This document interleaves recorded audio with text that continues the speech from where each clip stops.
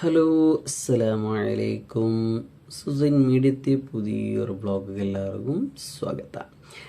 കഴിഞ്ഞ വീഡിയോ ഞങ്ങൾ നോക്കിയിട്ടിരുന്ന പ്രസിദ്ധമായ മാലിക് ദീനാർ പോയിട്ടും ഒരു സിയാറത്തും എല്ലാം കഴിഞ്ഞിട്ട് പിന്നെ ഞങ്ങൾ നേരെ ഒരു ഉച്ചയായത് കൊണ്ടിട്ടോ ഒരു ഹോട്ടലിൽ പോവുകയും തെൽച്ചോറും അതെല്ലാം കൊണ്ടിട്ടോ പിന്നെ ഞങ്ങൾ പോയത് കേരളത്തിലും ഇന്ത്യത്തിലെ വെച്ചുള്ള ഏറ്റവും പഴയ ഒരു കോട്ട നോക്കുകയായിട്ടേക്ക് ഏകദേശം മാലിക് ദീനാർ റളിയല്ലാഹു അൻഹു ആ ഒരു പള്ളിയുടെ ഒരു 17 കിലോമീറ്റർ ദൂരത്തിലായിട്ട് ഉള്ളെങ്കത്തെ ഏറ്റവും വലിയ ചരിത്ര ഉള്ളെങ്കത്തെ ഒരു പ്രസിദ്ധമായ കോട്ട നോക്കുകയായിട്ടേക്ക് അതെ വേറെ ഏതുമല്ല ബേക്കൽ ഫോർട്ട് കാണാൻ ഞങ്ങൾ പോയത്.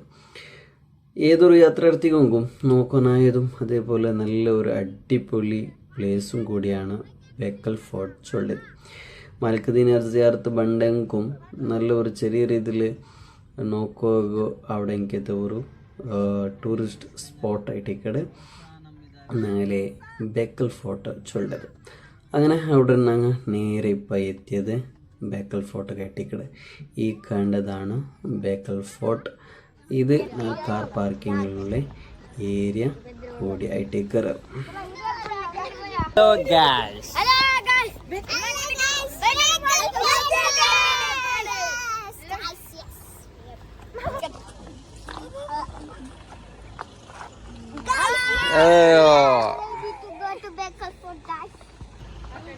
ഇനി ഈ ബേക്കൽ ഫോർട്ടിലെ ചെറിയ രീതിയിലുള്ള ഒരു ചരിത്രം നമ്മൾ നോക്കിയിട്ട് പറയാം. കേരളത്തിൽ കാസർഗോഡ് ജില്ലയിലെ അറബിക്കടലിലെ സൈഡിലായിട്ട് ഒരു 35-40 ഏക്കർ ജാഗലായിട്ട്, അതായത് പറന്ന് കിടക്കിറങ്ങിയത്തെ ഒരു കോട്ടയായിട്ടിക്കടെ ബേക്കൽ ഫോർട്ട് ചൊല്ലിയത്. ഇതിലെ സ്റ്റാർട്ടിങ് കാലഘട്ടത്തിൽ ഈ ഒരു ജാഗ കദംബ രാജവംശ, അതേപോലെ മൂഷിക രാജവംശ, അതേപോലെ കോലാത്തിരി രാജവംശ ഇങ്ങനെ ആഡളിത്തത്തെ കീഴിലായിട്ട് ഈ ഒരു ജാഗ ഇന്നത്. പിന്നെ ഈ ഒരു ജാഗ്യത്തെ വിജയനഗര സാമ്രാജ്യത്തെ കീഴിലായിട്ടാണ് ഈ ഒരു ജാഗ എത്തിയത്. അങ്ങനെ ഈ വിജയനഗര സാമ്രാജ്യത്തെ കീഴിൽ ഇന്നപ്പം 1565 താലിക്കോട്ട യുദ്ധത്തില് വിജയ സാമ്രാജ്യം എന്തായിട്ട് വിജയനഗര സാമ്രാജ്യം സോത്തു. അങ്ങനെ സോത്തിൽ പിന്നെ ഈ രാജ്യത്തിൽ നിന്ന് ചെറിയ ചെറിയ രാജാക്കന്മാരുടെ കൈക്ക് ഈ ഒരു കോട്ട ഇല്ലെങ്കിൽ ഈ ഒരു ജാഗ എത്തിയത്. അതിൽ പിന്നെ ഇക്കേരി നായക്കന്മാരുടെ കയ്യിൽ, അതായത് ബിദനൂർ നായക്കന്മാരുടെ കൈകാണ് ഈ ഒരു ജാഗ എന്താക്കിയത് എത്തിയത്. അപ്പോൾ ഈ ഇക്കേരി നായക്കത്തിൽ മെയിനായിട്ട് ആഡളിത്ത ആക്കിയോ ഇന്നെങ്കത്തെ ശിവപ്പ നായക്കായിട്ടേക്കറ് കോട്ടരെ 1645 പിടിച്ചിട്ട് 1660 നടുവിലായിട്ട് ഈ ഒരു കോട്ടയുടെ ഫുള്ളായിട്ട് കെട്ടിയെന്നിട്ടാണ് ചരിത്രത്തിൽ ചൊല്ലിയത്. അതുമാത്രമല്ല വേറെ കുറെ ചരിത്രകാരന്മാർ ചൊല്ലത് ഇത് കോലത്തിരി രാജാക്കന്മാരെ ഈ ഒരു കോട്ടയുടെ കെട്ടിയിട്ടിട്ടാണ് ചൊല്ലത്. ഇനി ഈ കോട്ടയുടെ എൻട്രൻസിൽ നമുക്കൊന്ന് പറ്റി നോക്കിയ സ്ഥലത്ത് എതിരായിട്ട് ഞങ്ങൾക്ക് എന്താണ് ഫസ്റ്റ് കേട്ട ഹനുമാന്റെ ദേവസ്ഥാനം കണ്ടത്. അതേപോലെ ഈ കോട്ടയുടെ പുറത്ത് നമുക്കൊരു പള്ളിയും കാണാം. ഇതൊരു ഇവിടുത്തെ ഒരു ഐക്യത, ധർമ്മ ഐക്യത്തിലുള്ള ഒരു ഇതും ഞങ്ങൾക്ക് കണ്ടു. അതേപോലെ ഈ കോട്ടയുടെ ഉൾഗ ഞങ്ങൾ പോകുന്നുണ്ട് കണ്ട ഒരു സിഗ്സാഗ് ടൈപ്പിലായിട്ട് ഇതൊരു റോഡുള്ളത്, ഇതിലേക്ക് എൻട്രൻസ് പോകണുള്ളത്. കാരണം എന്തൊരു ചൊന്നെങ്കിൽ ഇത് ഇങ്ങനെ കെട്ടോ കാരണം ചൊന്നെങ്കിൽ ശത്രുക്കൾ ഇതിലുള്ള ഈ കോട്ടയിലുള്ള പറഞ്ഞുണ്ടായെങ്കിൽ എത്രയും ಬೇಗ ಇದಕ್ಕೆ ಎತ್ತೋಗಾವ ತೀರ ಇಲ್ಲ അങ്ങനെ എത്രയും ಬೇಗ പിടിക്കണാവണു അങ്ങ് അത്ര ಬೇಗ ഇതിലുള്ള നൂലകാവ തീര ചൊന്നിട്ടായിട്ടേക്കറ് ഈ ഒരു ടൈപ്പിലായിട്ട് ഈ ഒരു കോട്ടയുടെ കെട്ടിയത്. ഇനി ഇതായിട്ടേക്കറ് കോട്ടയുടെ ഉള്ളിൽ പ്രവേശനമില്ലെങ്കിൽ ഗേറ്റ് ഇപ്പം മൈനുള്ളത്. അപ്പോൾ ഇതിനുള്ളിൽ കടന്നെങ്കിൽ നാം ഒരുപാട് ചരിത്രം നാം ഇതിനുള്ളിൽ എന്താക്കാൻ നോക്കാൻ സാധ്യതയുണ്ട്. കാരണം ഒരുപാട് രാജാക്കന്മാർ, ഒരുപാട് സൈനികന്മാർ, അതേപോലെ ഒരുപാട് ഗണ്ണ്, അതേ ഗൺ പൗഡർ ഇങ്ങനെ ഒരുപാട് ഇന്നെങ്കിൽ ഒരു ജാഗയായിട്ട് ഇന്ന് ഞങ്ങൾ മനസ്സിൽ കരുതാം.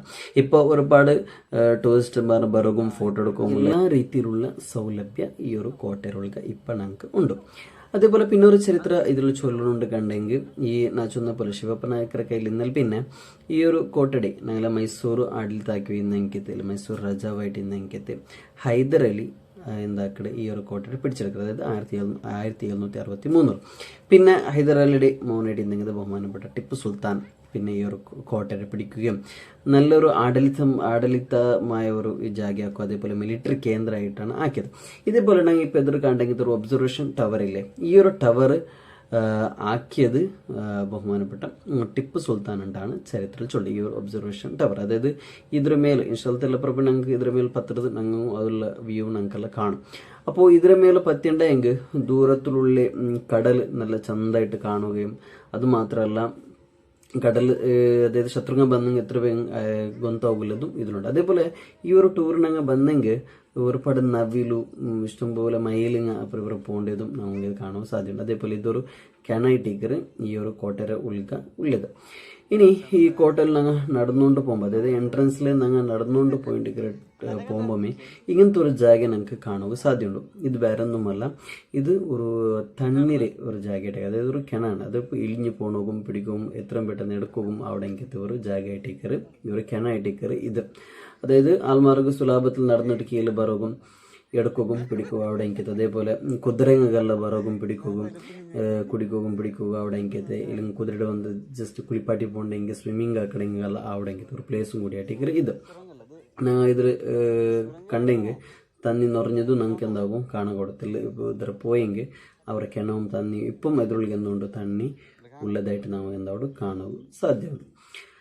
അപ്പോൾ ഇത് മാത്രമല്ലാണ്ട് ഒരുപാട് സുരംഗ ഈ ഒരു കോട്ടരൊൾഗുണ്ട്. അതുപോലെ ഒരുപാട് കുറേ നിഗൂഢമായിട്ടുള്ളെങ്കിൽ ഒരുപാട് രീതി, അതായത് എത്ര ആർക്കും ഒരു ശത്രുങ്ങൾക്കും എത്രയും ഇതിലുള്ള ಬೇಗ എത്തുകയുള്ളു സാധ്യ ഇല്ലാത്തെങ്കിൽ ഒരു കോട്ടയും കൂടിയായിട്ട് ഈ ഒരു കോട്ട ഈ കാണ്ടതായിട്ട് ನಾನು പഠിച്ചതുപോലെ ഈ കാണ്ടതായിട്ട് ഒബ്സർവേഷൻ ടവർ, ഈ ഒബ്സർവേഷൻ ടവർ ഉണ്ടാക്കിയത് ടിപ്പു സുൽത്താനായിട്ട്. അതേപോലെ ഈ ഒരു കോട്ട കെട്ടിയത് ചുവപ്പ് കല്ലുകൊണ്ടായിട്ട്, മുക്കാലംശവും ഈ കോട്ട കെട്ടിയത് ചുവപ്പ് കല്ലുകൊണ്ടായിട്ട്. മാത്രമല്ല ഇതിൽ മുക്കാൽ ഭാഗവും ഉള്ളത് കടലിലെ സൈഡ് ചാരിട്ടായിട്ട് ഈ ഒരു കോട്ട ഉള്ളത്.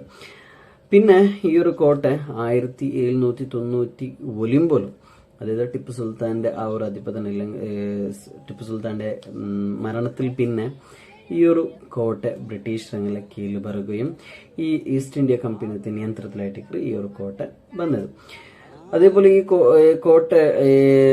കോട്ട ടിപ്പു സുൽത്താന്റെ കയ്യിൽ ഇന്തും ചൊല്ലുകയും ഒരുപാട് നാണ്യം ആ കാര്യം ഏതെന്തായിട്ട് ഈ ഒരു കോട്ട റൊളിക്കാൻ ഞങ്ങൾക്ക് എന്തായിട്ട് കിട്ടിയിട്ട് ഇന്തുണ്ടാണ് ചരിത്രത്തിൽ കണ്ടത്.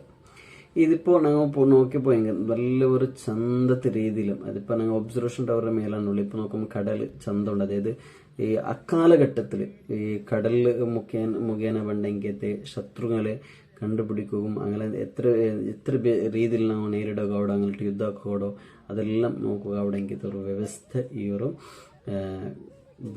കോട്ടരൊൾഗ ആക്കിയിട്ടുള്ളതാണ്.